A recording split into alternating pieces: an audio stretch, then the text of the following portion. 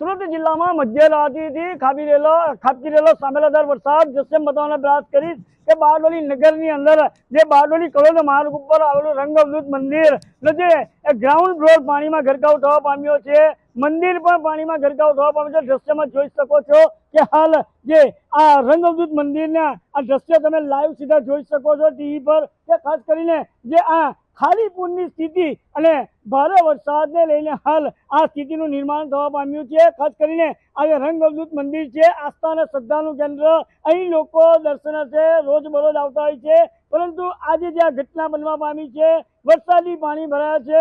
દ્રશ્યમાં જોઈ શકો છો મોટા મંદિર જે છે એના જે ગ્રાઉન્ડ બેઝની અંદર પાણી ભરવા પામ્યું છે, તો ક્યાંક ઝાડની નીચે આવેલું એક ગણપતિજીનું મંદિર છે એ પણ પાણીમાં ગરકાવ થવા પામ્યું છે।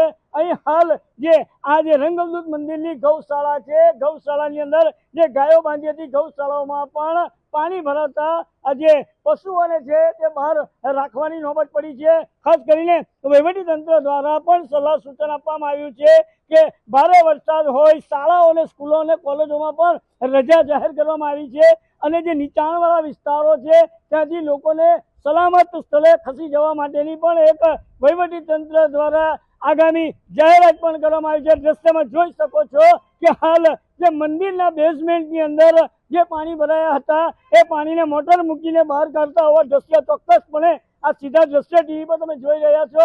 ખાસ કરીને જે મંદિરની અંદર પાણી ભરાતા લોકોને પણ હાલાકી, તદ ઉપરાંત જે ખાલી પૂર્ણ જે સ્થિતિ છે અને મિઢવા નદીનું રૌદ્ર સ્વરૂપ છે, જેને લઈને બારડોલી નગરમાં જ્યાં નજર નાખો ત્યાં માત્ર પાણીને પાણી જ જોવા મળી રહ્યું છે। કેમેરામેન સ્મિત રાઠોડ સાથે કેતન પટેલ, ન્યૂઝ 18 ગુજરાતી, બારડોલી।